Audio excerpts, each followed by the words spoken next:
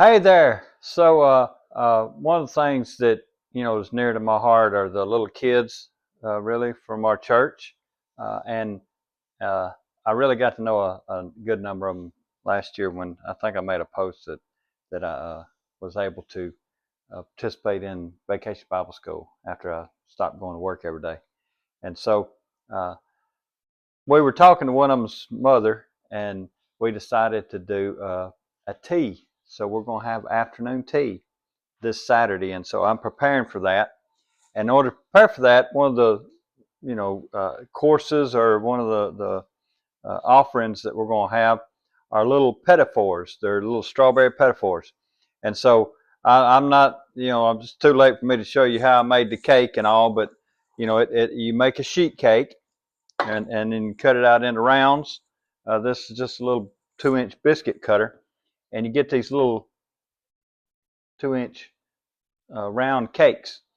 And then I've got some uh, buttercream frosting that's just vanilla buttercream frosting that I mixed up, and some macerated strawberries. And so this particular little girl, it's going to be a tea, but it's also serving for one of the little girl's birthdays. And so she likes strawberries. And so this is macerated strawberries. I did purchase some special sugar.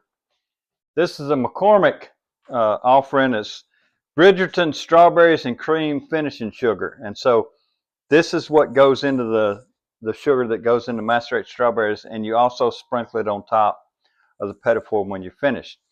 And so I've assembled a couple of them that, they're standing here, these two, and, I haven't frosted the outside of them yet, but my bride said, hey, well, let's make a video of that. So I'm going to do that. And so once you have your little rings, your little circle cakes, and you've got your macerated strawberries and your frosting, you'll need to put some in a piping bag. And what you'll do is I paired them up. We paired them up so they will, because as the cake cooks, it'll be uneven. I don't know how to make it perfectly flat. I shook the thing, but I can't get them all flat. And so what you do is make a little dam around the outside with your piping bag around the outside of the first layer, and then spoon about a teaspoon of the macerated strawberries inside that dam, just like that. Just put the guys in there, and then take your other one and set it on top of that. And what that's done, the frosting is holding the liquid from the strawberries in, and we'll set him to the side, and I'll do another one. And so I've got 20, 28, 14 of these. I think came out 28 circles, so it'll be 14 miniature cakes.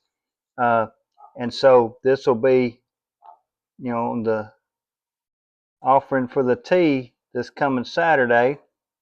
We'll probably have it, if the weather's good, we will have it out under the trees in the yard.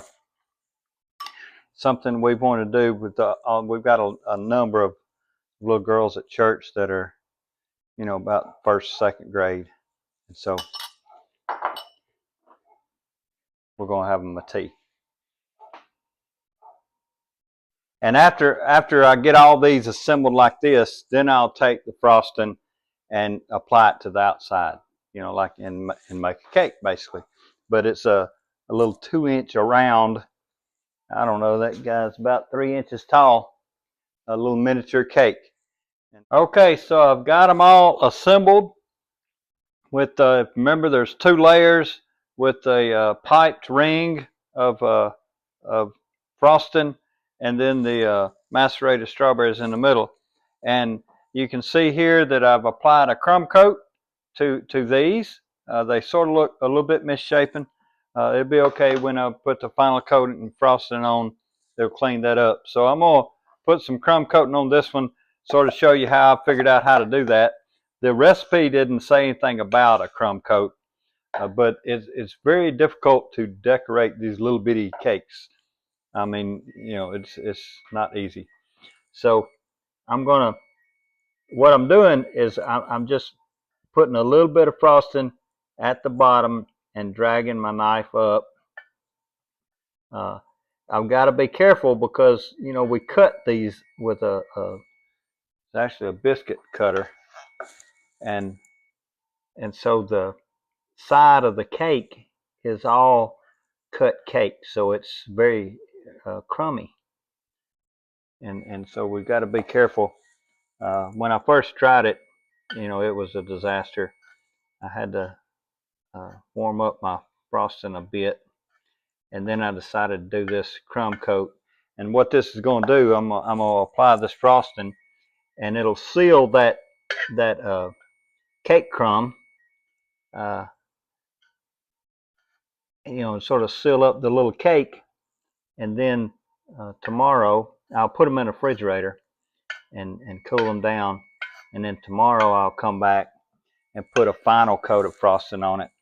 This is the way I've done other cakes in the past. This recipe didn't describe that.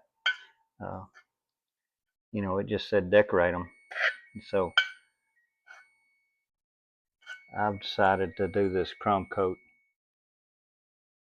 And so that's a crumb coat applied. You can see the crumbs in the frosting. One tip I guess I could give you, if you'll notice, I've got a container here with the frosting, and then I'm using out of this one with my crumb coat. And so this knife has never touched the crumb. And so I come out of here and I put that in here, and then when I'm applying the crumb coat, I use that. So that's always clean frosting, won't have any crumbs in it. This will probably have some crumbs in it. And that way, when I go to do my final coat, I won't have to worry about getting crumbs on my frosting from my final coating. So, okay, so I'm back. The little Petit Fours have set in the refrigerator overnight, and I've actually had to mix up another batch of the frosting because every time I do a crumb coat, it seems like I need twice as much frosting. So uh, I've done these three. I'm not a decorator. I'm not very good at the decorating part. I think the flavors are there. It's just I'm not very good at making it look pretty. And so here's three that I've done.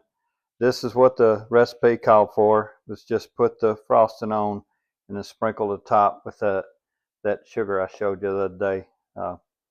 And so that's what I'm going to do. I'm not a very good popper with popping icing or frosting. So I'll just show you what I do here. This is one that has the crumb coat applied. And this is my cake decorating tray. You can notice it just spins freely. And so, you know, you can spin it rather than, you know, move around the cake. I have found with these little Petit Fours, they don't have enough mass to hold them to the cake stand while I spin it. And so they spin with it. And so I've just been having to work around that a little bit. And so what I'm going to do is load up this, I don't know what this thing's called, but it's a straight edge that will spread on the side. See how the little guy moves around a lot? And so I'll get it going here. It'll be okay. And then I guess as I move this frosting, maybe it warms up or something, but it makes it a lot easier. And so the longer I work with it, seems like it makes it easier to spread on there. And so, but what you want to do is sort of hold it vertically, and you know, what you would be doing is spinning your table. And so, you know, I can spin it a little bit as it, you know, after I get it going. But you can see the cake's wanting to move too. And again, I'm never been trained to do this. I just watch videos and try it. So you need to be a kind of person that just tries things. If you used to say, or sometimes my daughters would say, I can't do that.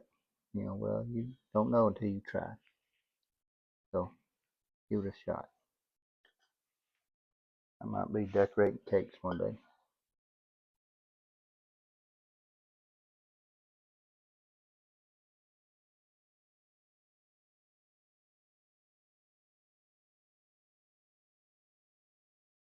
So there we go.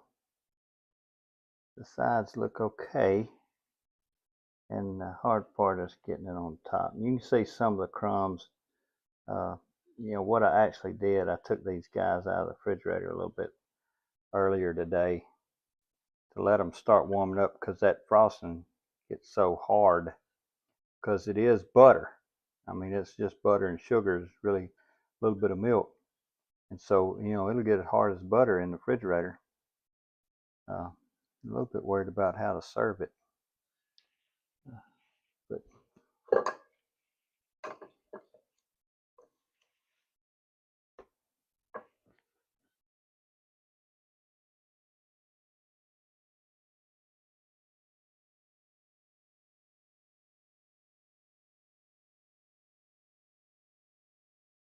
so here we go. This is a little petit four.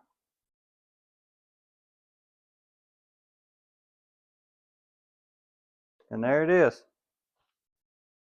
So I'll move it over here. And the best way I can find to move these little guys, I've got a cake lifter for a big cake. And then I found out, a tip when I'm doing these cakes. Sometimes when you see store-bought cakes and those kind of cakes, they'll come with a round piece of cardboard. And that's, you can actually buy those things. I get them at Hobby Lobby. But it makes it a whole lot easier to move the cake, off of the decorating stand onto your cake stand and that kind of stuff. I used to use that cake lifter just under the cake, and you'll tear up the bottom of the cake.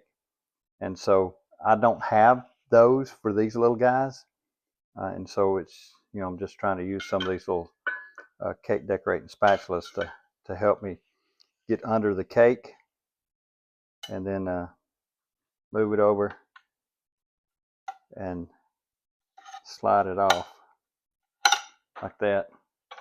And then it says to just sprinkle. It says liberally or generously, I think is the word used in the recipe. And there you go, little sweet strawberry petit fours. The recipe came from McCormick. McCormick is the maker of the sugar, the spice people, and so it's their recipe. But thanks for joining. I guess making things for the little girls at church. That's what works for me mostly, and trying things. See ya.